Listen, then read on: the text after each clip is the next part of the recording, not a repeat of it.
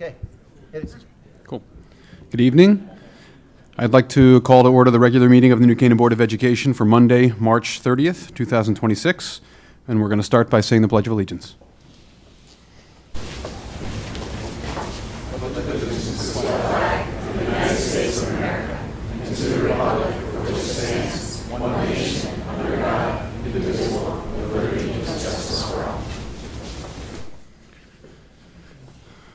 Thank you. Okay, we're going to first review and approve the agenda for tonight. Can I get a motion to approve the agenda? Erica, second. Kate, all in favor? Before you vote, just want to make the board aware that we added one thing on the bottom, the East PTC new swing set. Oh, okay. Okay, Great. good. All right, can I get a motion to approve? Erica was the first. Kate was the second, all in favor. It's unanimous, thank you. And we need to approve the minutes from our March 16th meeting. Can I get a motion to approve those minutes? Hugo, second. Josh, all in favor? Thank you.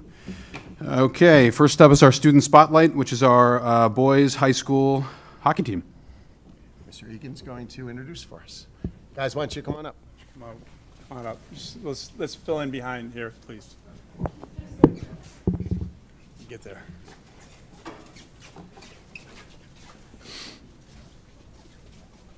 It's a good picture with Mike. Line up nicely. Thank you guys so much for, is this on? Okay, good. Thank you so much for having us here tonight. Our players and coaches really appreciate all of your support and really the support of the entire community. One thing about New Canaan that I've always thought is unique is there are people who these guys don't know, who aren't parents, who are some of their biggest fans. And I think it's always been unique to athletics in New Canaan, and something that I've always thought, made things special here. The Rams won their first boys hockey championship in 1972. After finishing runner-up in 1974 and in 1982, it was another 13 years before the Rams reached the state final again. From 1995 to 1999, the team reached 4 state finals. The historic marathon game in New Canaan hockey lore refers to the 1999 Division I championship game against Notre Dame of Fairfield. It's widely regarded as one of the most grueling contests in Connecticut high school sports history due to the length and the fact that it had to be competed over 2 separate days. Game summary: New Canaan versus Notre Dame of Fairfield, 1999. Result: Notre Dame Fairfield 3, New Canaan 2. 5 overtimes. Location: Yale University, Ingalls Rink. Total duration: 5 overtime periods spanning approximately 22 hours from start to finish. Why it lasted 2 days. The game began on Saturday night and remained deadlocked through regulation and 3 overtime periods. Due to the extreme late hour and player exhaustion, officials and coaches made the rare decision to suspend the game after the 3rd overtime. The teams returned to the rink the following day to settle the title. Key moments and controversy. The waved-off goal. In the 4th overtime period, New Canaan appeared to win when Mike Holland batted a rebounding puck into the net. While the Rams celebrated, the referees eventually waved off the goal, ruling it was hit with a high stick. The decider. Shortly after the controversial call, Notre Dame of Fairfield's Chris Ruse scored on a power play at 4:11 of the 5th overtime to secure that championship.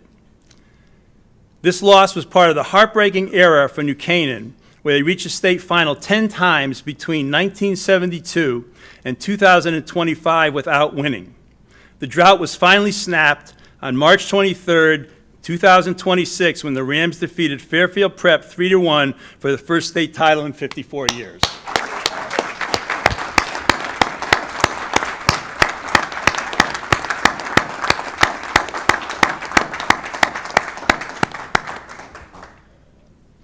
Our coach is here. Clark Jones is back there. Who do you have with you, Coach? Got Hags, got Tony. Yep. All right. So, what's that? I will talk if you want me to talk, but Sure, you're the coach. Come on up, Coach. All right, let's go. Yep. We've talked about these guys, and you think about 54 years, and how do you get through that? And if you think about the relevance that 54 years has to them, there's zero. They weren't born, I wasn't born, and so we had to like get through that whole thing. And they're so good. Talented, tough, and they got through the whole thing of like the mental battle. And I think that was what we had to go through. And the value that New Canaan gave, and Brian, you've been such a rock star, and you and I have talked about this. Like, if you have a town backing you, it's so meaningful. And they felt it, and they got it done. And so proud to be a part of it. And I'm from New Hampshire. I have nothing to do with this town, but I live here now. But I didn't grow up here, and so proud to be a part of it. So thank you.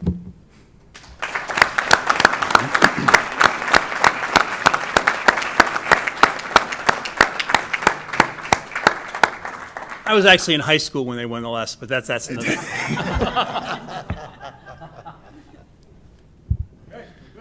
Yep. Thank you guys so much. Congratulations. Great run. Hopefully we got a few more runs in us in the next couple of years. Sounds like there's a lot of talent here. So exciting stuff. Congrats, Coach Jones, and enjoy the victory, guys. Thanks for coming. Congrats, guys.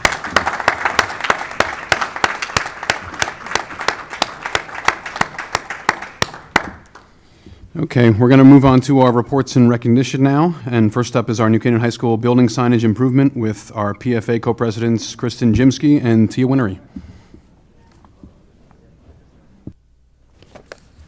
Great pronunciation. I'm very impressed. Tough act to follow. It is a very tough act to follow.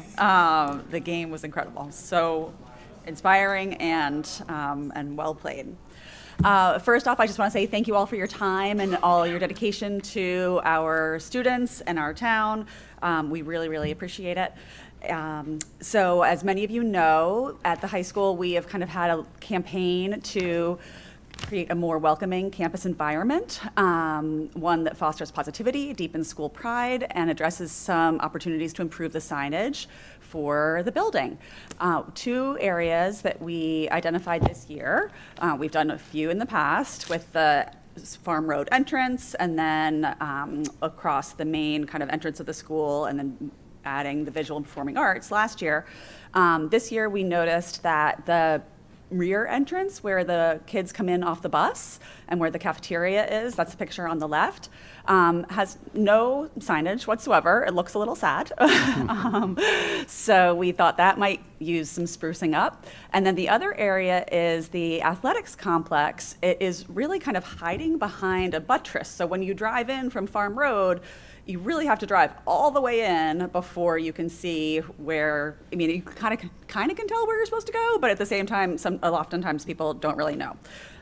So we have worked with Kevin Kane from Hungwell Signs, and we thought that maybe we would add the NCHS with 2 ram heads across the back with for the cafeteria entrance, and then add just the word athletics over the door on the auxiliary gym. That way, when you're driving in from Farm Road, you can see it nice and clearly. Originally, we had thought about moving the letters, and then we decided, you know what, we'll leave athletics complex the way it is. We don't want to disrupt what's there and figure out what's, potentially underneath it, and we would just add athletics. So all of that so far comes to $8,700, and we would love for you to approve a donation for that work to be done. So. Thank you. Any questions for Kristen and Tia? I just want to share and say thank you for the the back entrance into the cafeteria, right? Because so many of our kids come in and out every day. That's where the buses drop off. That's where they get picked up. And so, we've done a nice job in the front, but to do something similar in the back for, all of those kids that are coming and going is a really nice, nice touch. I'm glad you considered that and did Yeah, that. absolutely. I'm so glad. And then we have one other area that we're thinking about, but it's not quite ready yet. So we might be back in the future. If it's over $5,000. Yeah, if it is, we'll see. All right, okay, so all set? Any questions? Yeah. Nope. Do we want to, it's a little lower on the, do we want to approve that? Certainly can. Okay. All right, so we're going to quickly move on to just our first of a couple action items. And I'm going to make a move to accept a donation from the New Canaan High School PFA in the amount of $8,704 for building signage improvement. Can I get a motion to approve? Erica, second. Matt, all in favor? It's unanimous. Thank you. Thank you, guys. Great job. All right, back to reports and recognition. And next up is a school climate update, a Let Grow program update from Dr. Bliss.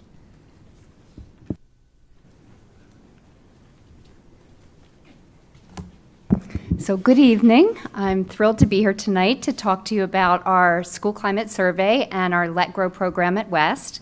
I love my job and I don't love presenting to the board. So everyone's telling me to be funny and have a good time up here. I'm just going to tell you right now, I'm not funny.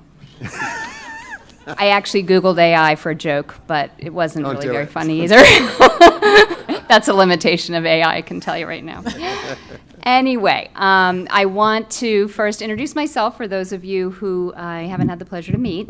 So I am the student support coordinator here. I've been here about 10 years, and my job is really to make sure that all of our students feel engaged, feel connected, feel they matter here in our schools, and also to make sure they have those skills and mindsets and overall well-being to thrive, both inside and outside of the classroom. And I am joined tonight by the wonderful, amazing Jen Eldridge, who is one of our elementary classroom coaches. Yay, Jen. Hi, everybody. Who's here for moral support. And also because she does like 90% of the work, and she's really amazing. So we're thrilled to have her, and she's been working hard on the Let Grow, so I want her to be able to be available for any questions.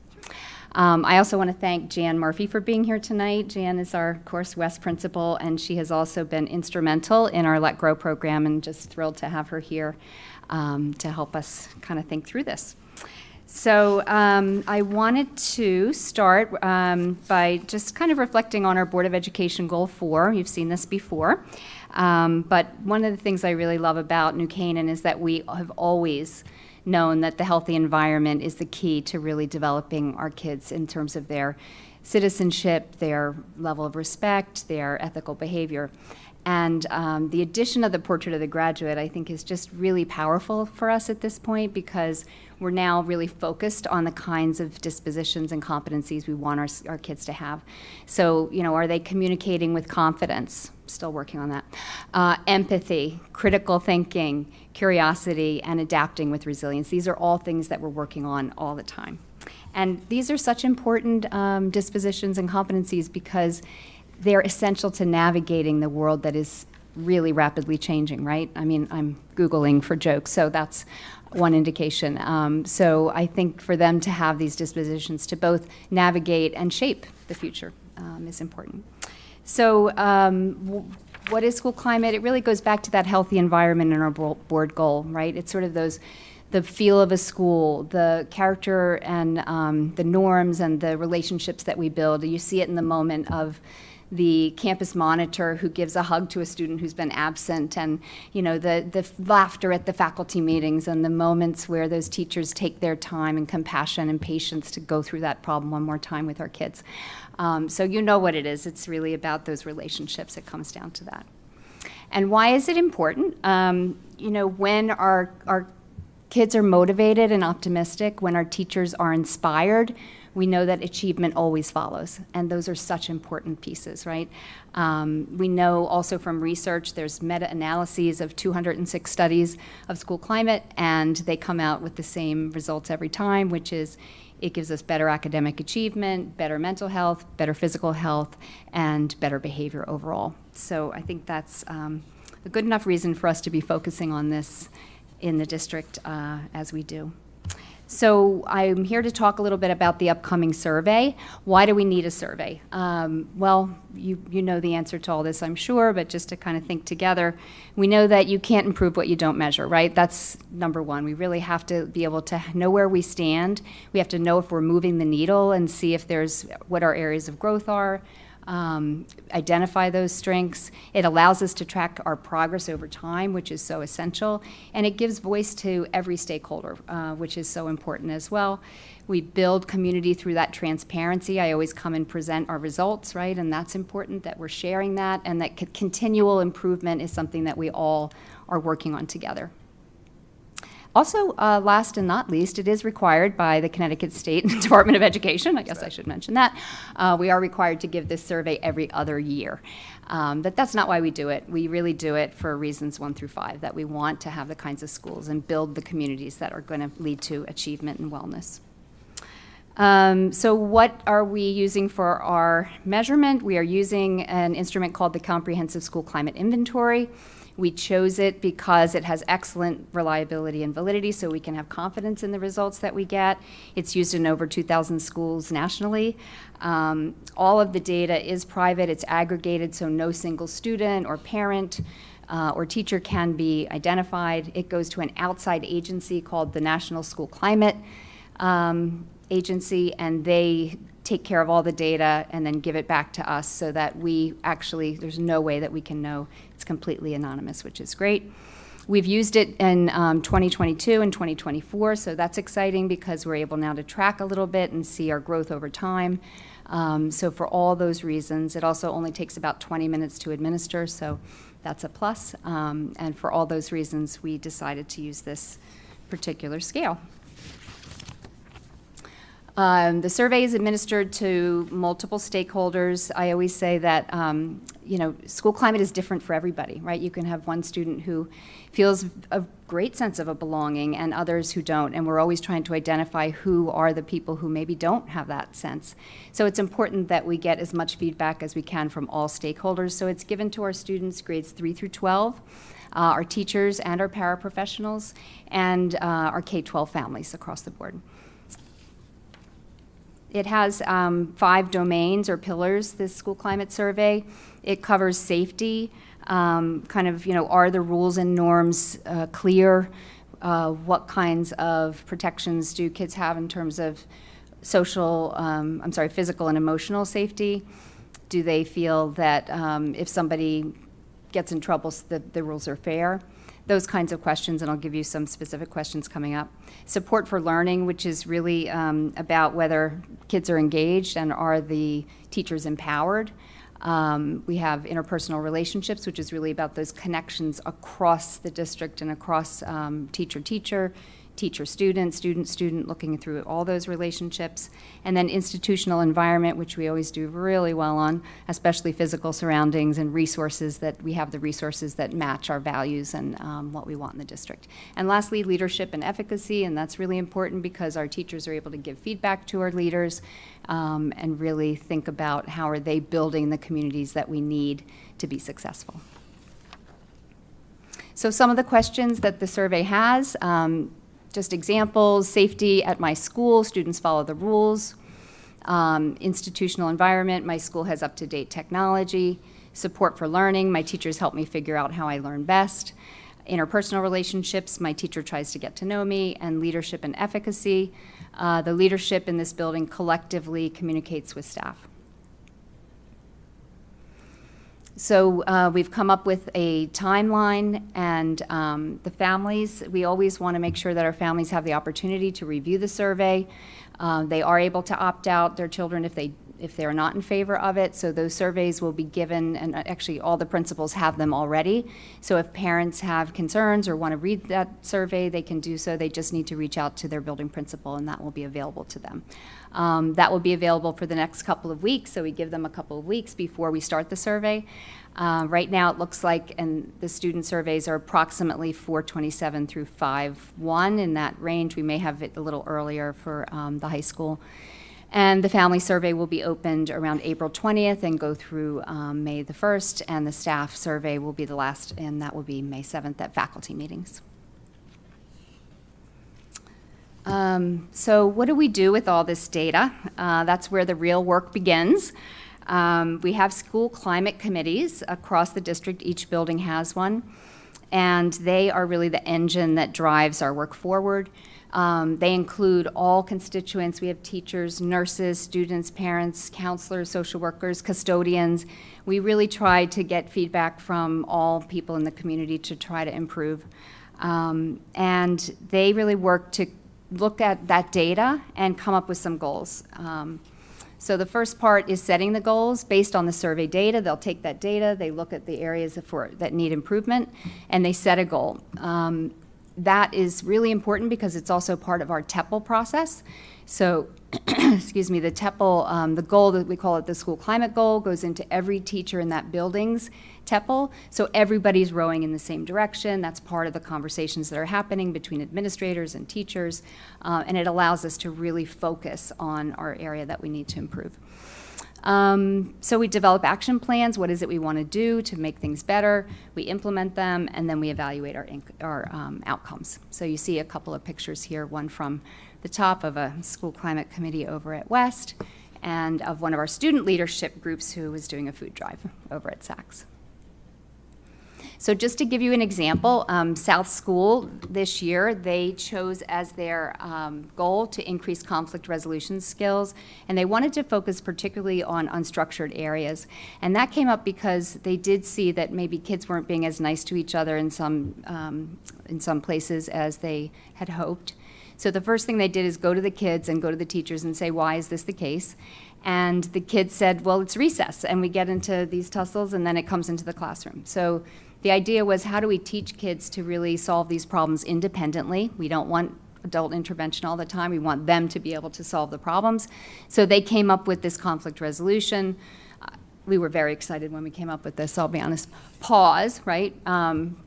And the first one is, the P is for pause and breathe, ask and listen, work together, and select a solution.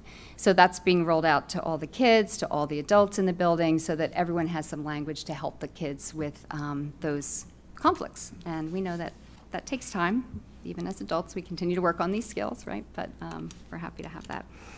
This kind of thing goes on in every building. East School chose empathy. They had read-alouds on empathy. They had kids doing role plays on their broadcast. We had, at Saks Intermediate, they chose respect and belonging, and they've done little student-led videos about that. At the high school, it was meaningful relationships, and they've done a lot about trusted adults and writing cards to trusted adults and identifying the trusted adults in the building. So this is kind of the way it goes and how we continually improve over time. And West School has also done a lot of wonderful things for their school climate. They had a meeting the other day, and there were so many I won't be able to name them all that they're busy with, including teacher language, positive language. But one piece of their school climate initiative this year has been our very exciting pilot of our program, Let Grow. So you see here a picture of the tree that has all the leaves on it, and I'm going to explain a little bit more about how that works. But this program, if you don't know much about it, I don't know if you remember Lenore Skenazy, who was here in November, and she's the co-founder of this program. And if I just had one phrase to say about the program, it is her mantra, which is, when adults step back, kids step up. So it's really giving kids opportunities to independently have experiences where they have to problem solve, where they have to learn, where they have to fail and get back up.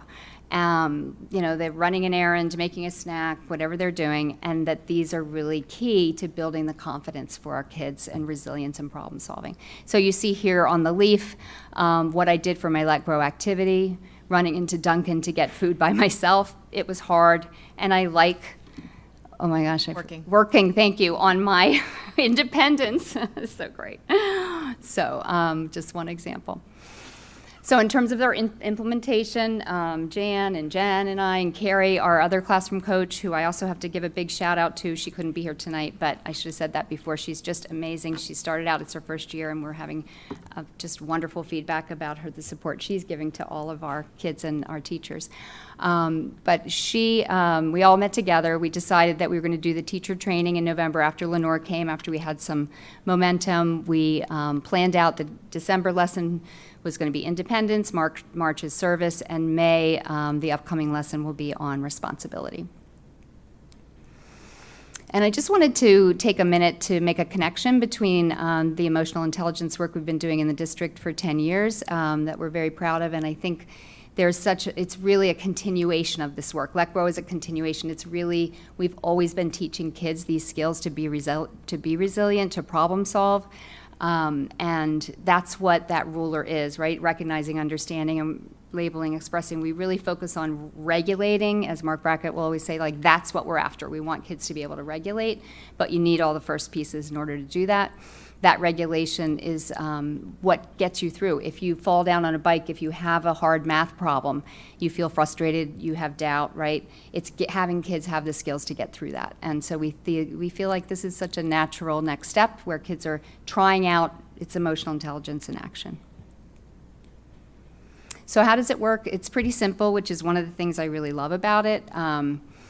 It doesn't take a lot of time. It's a morning meeting lesson. You can see Jen here starting it out, and she modeled lessons, as did Carrie and our social worker, Tara Whiteley. They modeled lessons in the beginning for the second graders. So that is the first part, and I'll show you an example of that. We have developed family communication, so every time there is a lesson, something goes home to parents, it tells them what's coming up, it gives them ideas about activities that they could be involved in. And then the kids go out and do their activity, and it's been so fun to see these leaves, I'm telling you, like scrambled eggs, what did you learn? Not to get burned on the stove, you know, they're just adorable. And they are learning, and I think the last part is the reflection, so the kids come back in and talk about that in their classes. And I was just so blown away by the excitement that they showed. You know, it really was such pride and independence, and so that was wonderful to see. So I'm going to just give you a little glimpse of what a lesson, you know, a couple slides of what a lesson might look like. These are Jen's slides. She is the best at slides. Somebody started to look at this presentation and said, "Oh, I love that. Look what you did, Susan." I'm like, "No, that's Jen." She's the kindergarten teacher comes out, right? So this is an example. We started the independence lesson, get out of your comfort zone. And I love this because the next part is really reflection. Let's look at all the things we can do independently that we couldn't do before. So the kids really start to recognize that they are capable and that they have confidence and that they are growing. And there's real pride in that. We did the second lesson just recently, and a lot of the second grade teachers were really, now that they saw how it was and how simple it was, comfortable doing the lessons themselves, so we love seeing that. We aligned this actually with the food pantry that they do, food pantry drive, that they do at West, so that worked out really nicely. They had that experience of being a part of that sense of giving back to the community, and then they were asked to go home and think about how can you be of service in your own homes, how can you be of service in your own communities, which was great. It's really been wonderful because West already had their framework together, which is KIND. At West, we are KIND, and that stands for kind, independent, neighborly, and determined. And so it's been really nice to just connect those as we go through the lessons. So service is really about being kind and neighborly. So we're trying to pull these pieces together. And again, I think it just gives the students those tangible experiences where they can feel the sense of service and not just talk about it. And we also are really excited about partnering with New Canaan Cares and the New Canaan Community Foundation. We did want this to be something that went beyond the school walls and really has the potential to change how we think about things in our community. We have had feedback over the years that kids are coming into school with a little less ability to problem solve, a little less resilience, and so we want this to be something that we really are thinking about as a community. And that's been wonderful. We have a number of parents who have joined and are leading in some of this, and I think one of the activities they have planned is for a scavenger hunt for fifth graders in town, where they would be independent and be able to go out and experience that. So a lot of good things to come, I hope, and that it will really change a little bit, who we are as a community. So that was fast, but that just gives you a quick overview of Let Grow and what it is. And then Jen and I are very excited because we worked on a video so you could see the kids talk about from their own hearts and minds what this work means to them. And again, a total shout out to Jen for putting this all together because it's just amazing. We're gonna do a quick.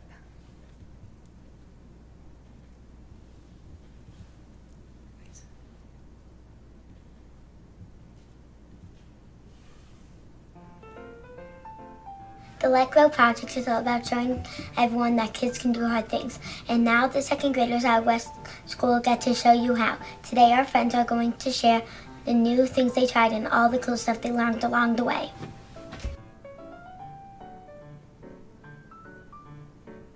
It means to be brave and do something you've never done before.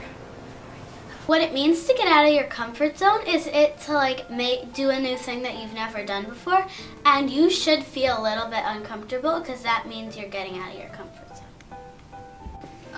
That when you get out of it, you feel like you accomplished something, such as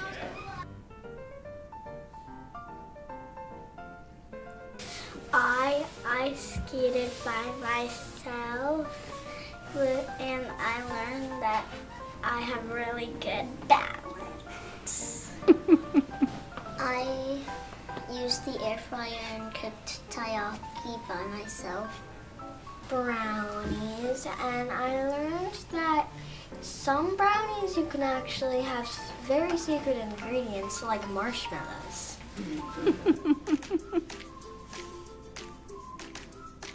Because it can be fun.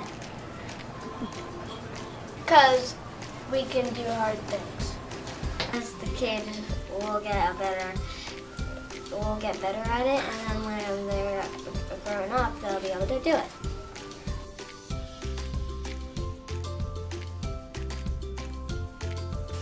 That can be fun and you can have a nice time doing it. That if you're just a kid, you can do anything from it.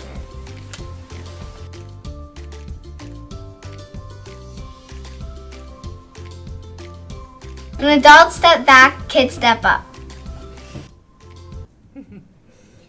Yeah, kudos to Jen. She taught herself a video. The Let Grow project is all about program showing just to be able to do this, which is pretty impressive. Okay, so we're going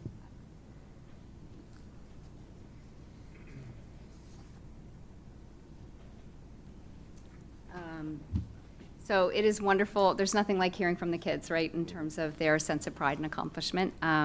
So we're very excited. Our next steps with Let Grow are really to try to evaluate. This was a pilot project. We just started out small in the second grade at West.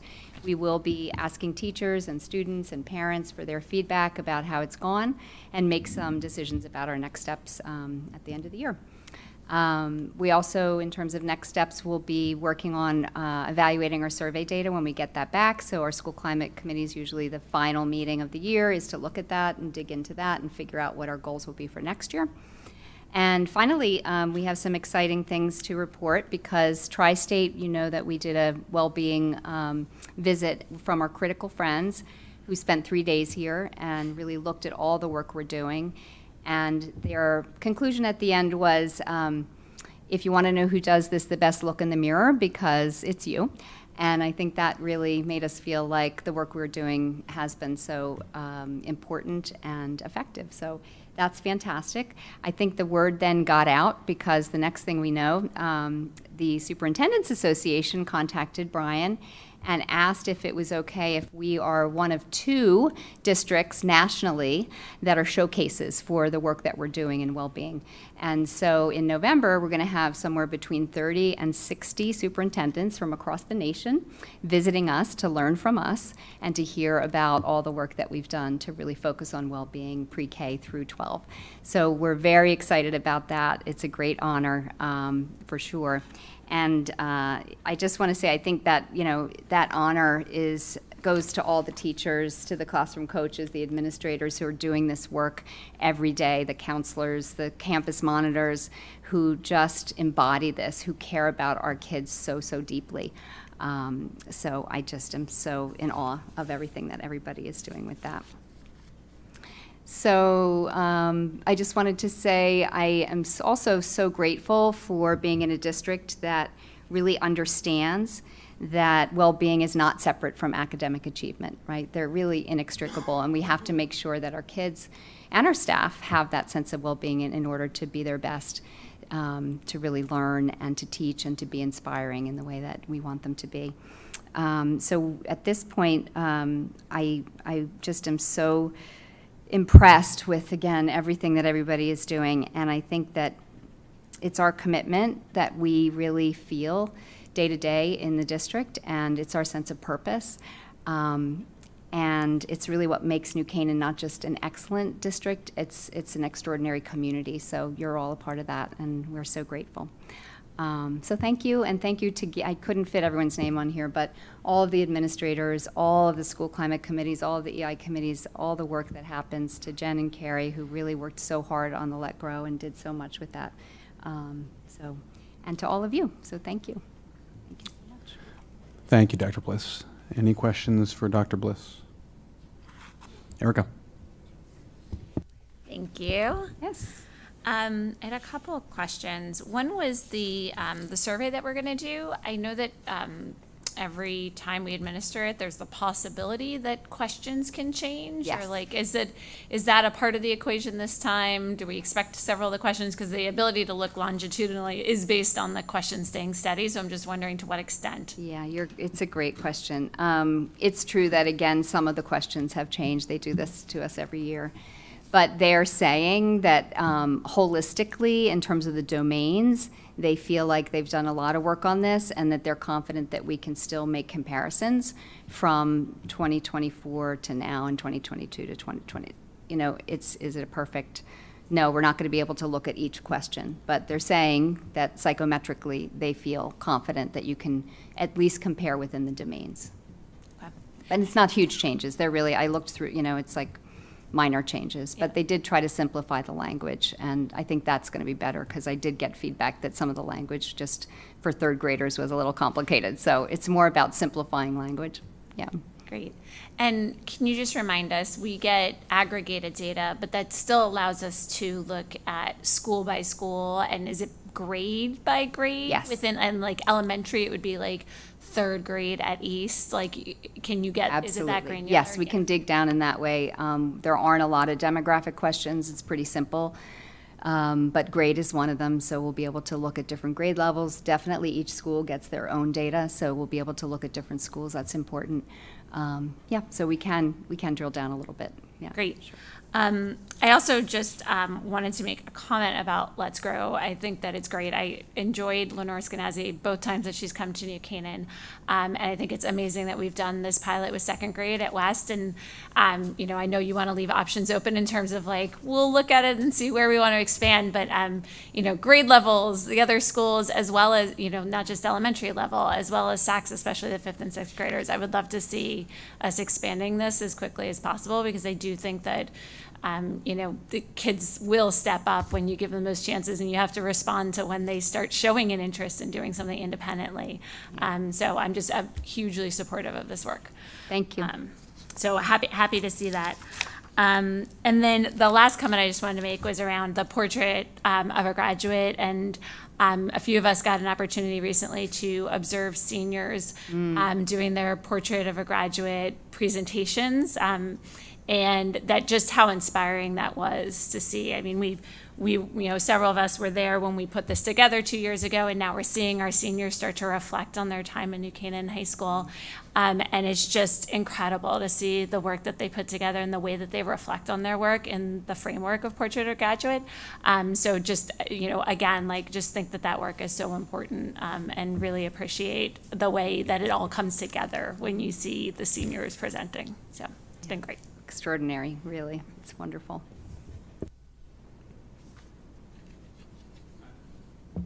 Matt?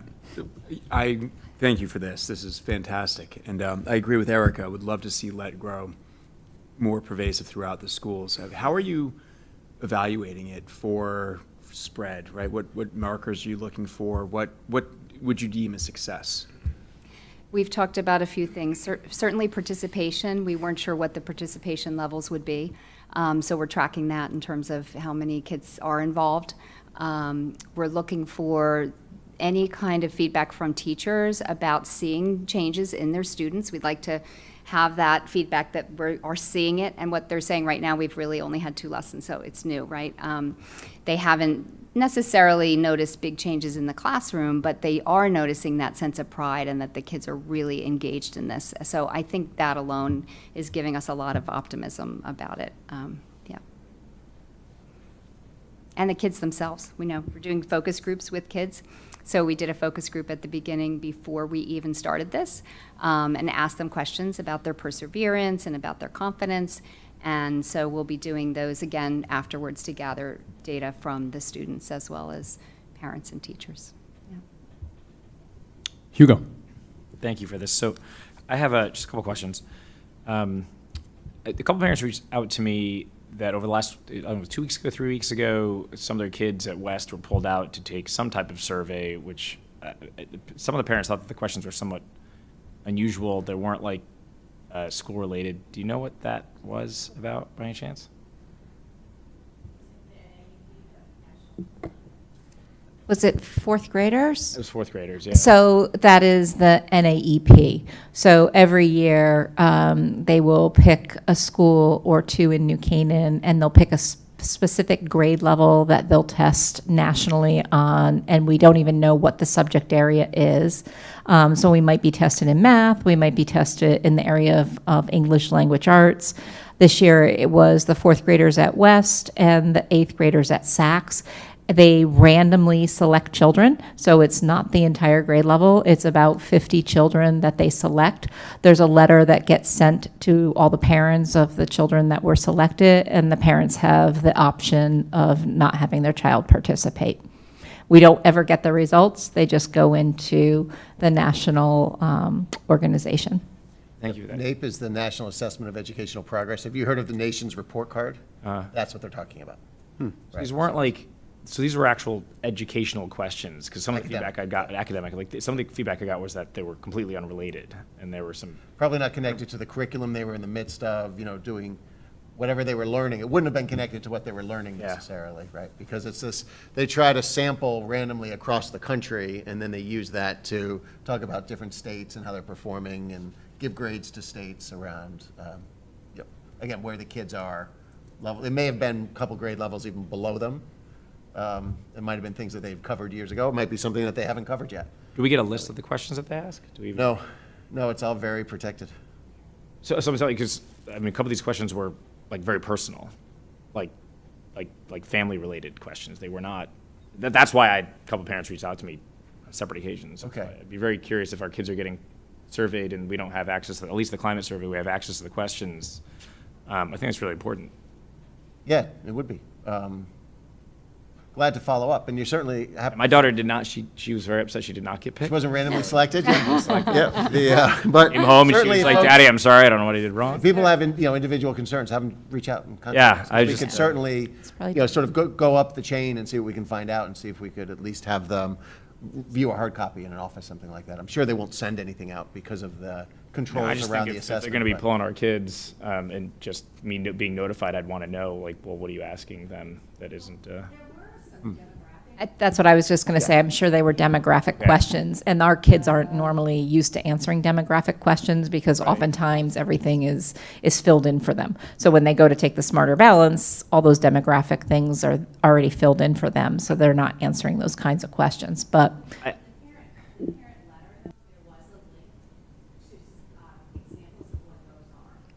So, I mean, a couple of them were like, do you have like an uncle that makes you uncomfortable type of a question. They're very, I'm telling you, they're pretty specific, and I kind of wish my daughter was chosen because I'd love for her to be able to give me some feedback. But yeah, I really would love to see if we can get. Yeah, it's the first I've heard of this First- specific thing, so we'll be glad to follow up. Yeah, And we okay. can Find look out and see what the we link can look back at the shows, link, we have the memo a copy of the memo that went out, so we should be able to see some samples of some questions. And again, it is something, I mean, they randomly select districts across the state, and for whatever reason, we're chosen annually. Yeah. And I think it's because, our kids do well and it helps our score. But this is the first time this question's been raised, so glad to look into it. Yeah, thank you. And the other thing is, I echo Erica and Matt's sentiment about the Let Grow. I've seen Lenore now twice. I had dinner next to her this last time around. She's pretty amazing. Also had dinner next to Mark. Very different approaches, completely different approaches to I think. And one thing that, and I think this is there's a fine line and a balance, but. And Melinda, you were there. I actually pulled Lenore out because I was describing the ruler to her, and I'm not really good at that. I'm like, look, just let's walk out and we'll see some of these mood meters. And Dr. Bliss, you and I have talked about this, I think. And literally, like one door down in the Saks hallway, there was a big, mood meter on the door. There was one at the end of the hallway. They're like, they're plastered all over the place. And she's like, what is this? And she asked what grade it was, and she didn't. I wonder, like, at what point, we're studying all these other things and how effective they are, but I mean, I do feel like there's got to be that level of introspection. I think because they're starting with the mood meter pretty early on. Like, if we determined at what point is that just not relevant, or is it not really helpful? I mean, one of the things that I am really proud of is our innovation with this program, because we have always, as New Canaan does, we don't take it off the shelf. It changes every year in response to feedback from teachers, from kids. And I mean, the feedback from kids is good. We get even 8th graders who are writing and saying that the EI lessons have been really powerful for me because it helps me with my grades.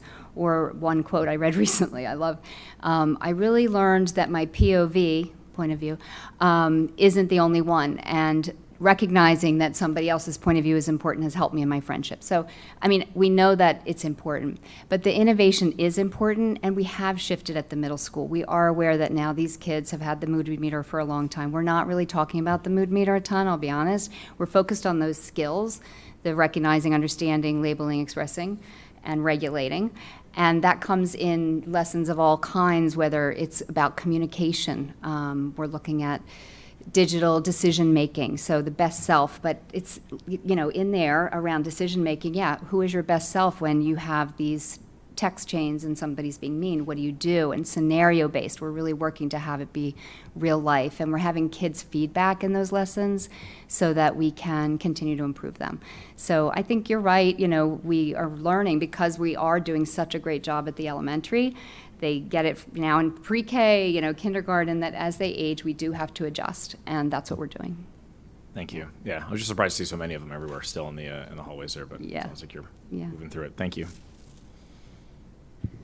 Any other questions for Dr. Bliss? Josh? Thank you. Thank you for being here and for everything you and your team do. I wanted to ask about the climate survey, and going forward, I think we'll have more data, and the more data we have, the better it'll be. Sure. And one thing I think that might help encourage participation is hearing about some of the learnings that you had from the surveys 2 and 4 years ago, and some of the changes you made in response or initiatives that you've taken. Sure. I'm not going to go into detail because we did present that, I guess in the spring, and we will come back and present, and we will give you the comparison. So, but I can tell you overall that our areas of improvement, areas for improvement, continue to be social, emotional, and that's true across our DIRG, across the nation. When we talk to the company, that's something that they say, this is just where we are right now, that, and kids are learning, and they are growing, and their frontal lobes are not developed until 25. So we're still working on it, and that's why they need the skills that we give them to try to resolve conflict. And so that is something that we continue to work on. So that's where you see the goals on empathy, right? It's coming out of that recess, coming out of that respect and belonging, coming out of that data. So each school, again, is responding to, this is an area we need to continue to grow. Yeah. Thank you. Sure. Last call. Thank you, Dr. Bliss. Thank you so Appreciate much, it. everybody. I know you don't like coming here and presenting in front of us, I but know. We like having you, and we hope to see you again soon. I think we are going to see you again soon. Thank you so much, and thank you again to Jen and Jan, who have just done an amazing job with Let Grow and everything else. Yeah. In that vein, I want to give a quick shout out to Laura Kelly, who's not here tonight, but and former board member Julie Toll, because I think two of them were sort of instrumental in spearheading this. And I'm like these guys. I'm an enormous Lenore fan. I had dinner with her in the fall and just found her to be such an interesting person and so insightful. So yeah, anything that we do that she puts her stamp on, I'm a fan of. So. Good Great. work. And I'm so glad you said that, because it's so true. Lara and Julie were both the ones who really brought it, and so we appreciate that. Thank you. Thank you, guys. Okay, on to a budget update from Dr. Lutzy. And I want to let the three of you know there's no expectation that you'll stay. Oh, you can go. Yeah. And thank you again for being here. It's, yeah. Only slightly more fascinating than the statement of accounts to follow.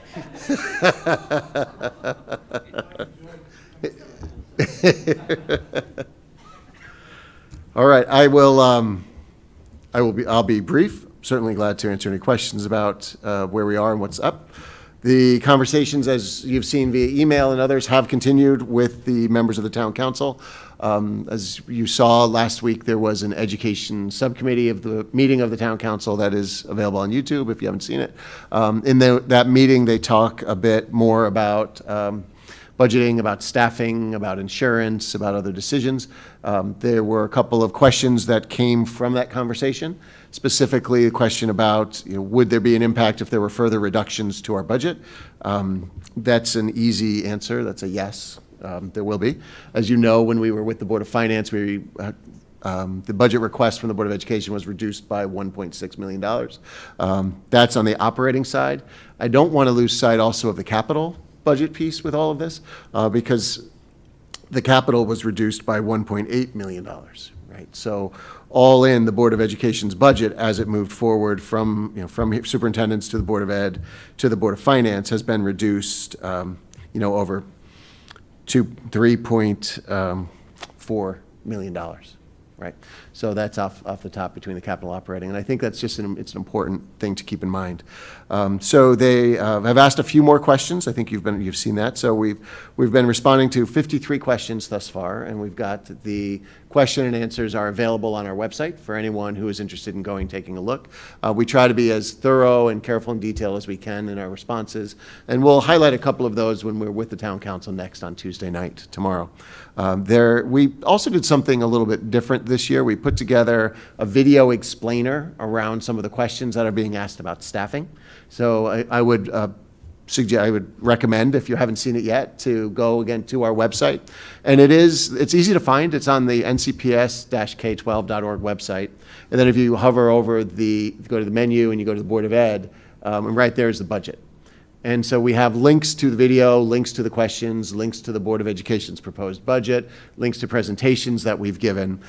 And that's just for this year's budget. You can actually go all the way back to, I believe it's 2015, to see the budgets in their totality. You see the entire binder, what was approved, and as you get closer to today's date, there's more and more information there, right? So we curate it a bit. You don't necessarily need to have the questions from 2015, although it's always interesting to cross-reference those. But we try to keep it relevant, but that information is there. So if people want to learn, if they have questions or whatever, they're certainly encouraged to take a look. We do the best we can to make sure that information is current and up. So, for instance, when we go tomorrow night to the town council, we will be posting the complete set of the questions. So the 53 questions will be there. We're just still working on the newest ones that have come in. So we haven't been able to do anything with that. So as I mentioned, tomorrow night is follow-up conversation with the town council. I anticipate some more questions perhaps about staffing, about the budget, about insurance, about other things happening in the district for sure, based on the questions that we've had. Again, I'll use some of the Q&A packet from last time we met with them as a bit of a structure for the conversation, so we can go through a couple of topics that I know are of high interest. Thursday night is the public hearing. It's not a great night, as I'm sure everyone and your children are all very aware. It's the first night, essentially, of spring break. and Friday being Good Friday, and then we're off the following week. So, I've mentioned to the town council, they just felt caught with the calendar and kind of squeezed by it. But I would recommend or suggest, if anyone is interested in the public comments, to at least send their feedback to the town council via email. If you can't be there, and I would hope that and expect that people have lots of better things to do on the first night of vacation, or spring break, but certainly communicate if interested. On April 14th, after break, is the vote.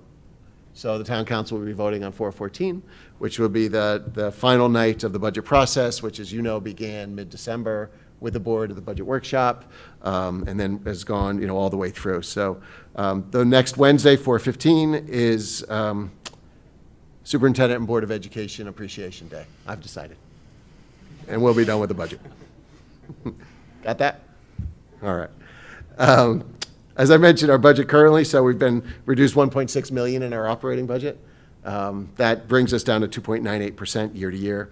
Continues to be significantly lower than anyone else in our region. And we actually are optimistic that we'll have some good news when we get into that April date on our March claims. Now, we don't want to get ahead of ourselves, and we had a little bit of news that might temper our enthusiasm a little bit just recently. But if there are some savings that we can find in our projected claims in insurance for the 26-27 claims year, then we'll have that conversation with the town council. But we will be careful because you never know where a bad month might be lurking. And the way that our plan is designed, as you know, any one of our 1,500 plus participants in our plan can go up to $300,000. Right? So if a couple of folks have a couple of bad experiences, we hope it doesn't happen, but if it does, it can have a significant financial impact on our plan. We're protected. We have got individual stop loss, aggregate stop loss, all of those things. So that's why we generally don't pull, we've never actually, in my experience and knowledge, pulled from our the ISF for the next year's budget. That's why there's always a year in between, so that when we're looking and doing our budgeting and our longer term planning, if there is a balance above the reserve expectations on June 30th, then we're able to incorporate that into our planning, not for the budget year that we're already in, but the one that we're building a year later. This year is a little different with the one-time transfer of the $500,000 out of the ISF into the town. I wouldn't recommend that we make that a habit going forward, but it solved a problem in the short term. So optimistic, there'll be good conversation again tomorrow night. Looking forward to it, and we'll just continue forward in the budget process. So glad to answer any questions. Any questions for Dr. Lutzy? Brendan? I wanted to comment that I thought the video was outstanding in terms of just, explaining the rationale as to why headcount isn't necessarily correlated with what we spend. In fact, we've, increased headcount to reduce our spending. So we've talked about that a lot over at least, 10 years. But it's good to reduce it to a few-minute video and explain it to people. So appreciate you doing that. Thank you. Thank you. Okay. If there are no other questions, we're going to move on to the February Statement of Accounts with Mr. Sean O'Keefe. Thank you. So we're 8 months into the fiscal year through February 28th. Our expense actual is $67.9 million, or 59.7% of our full year budget of $113.8. In addition, an additional $41.9 million is encumbered and mostly made up of salaries, benefits, and property services, leaving a remaining balance unencumbered of $4 million, or 3.5% of the budget, which is pretty typical at this point in the year. I mentioned that our attainment of budget this year is 59.7. When we compare it to the same period a year ago, it was 60.8, so we're 1.1 points better than a year ago, indicating we're spending a little bit more slowly, and the majority of that, could be just timing differences, which will catch up by the end of the year. In grants, our awarded grants to date total $1.947 million, with expenditures of $974,000, leaving a remaining balance as of February 28th of $973,000. With school lunch, through February, our school lunch revenue totals $1,689,000, or 53% of our full-year budget of $3.2 million, and a year-to-year decrease of $66,000, or minus 3.8%. Of that total revenue drop, sales are down $78,000, or 4.7%. And as I indicated, last year, it's primarily attributable to more snow days this year than last year, and that will catch up by the end of the year. As far as expense goes, total expense through February is $1,576,000, or 51.7% of the budget, and a year-to-year decrease of $104,000, or 6.2%. So our expenses are decreasing faster than our revenue, which is a positive sign for the bottom line. In expenses, it's down 6.2%, driven by reduced grocery and paper supplies associated with the drop in revenue, also equipment and repairs. Year-to-date net income for food services currently showing a positive $112,000, resulting in a fund balance of $772,000. I'll make one more comment on food services after I'm finished with facilities. Facility rental revenue, $179,599, expenses $213,000, net income minus $34,000, leaving a fund balance of $420,000.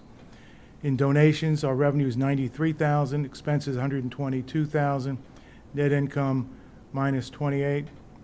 Fund balance remains at $121,000. And finally, summer school revenue, $114,000, expenses $114,000, so basically a break even with a slight positive net income of $473. Fund balance remains at $144,000.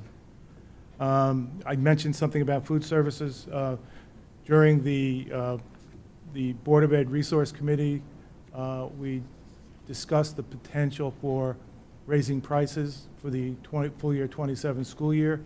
The last time we did that was in full year 24, which had been the first time we had raised prices for over a decade.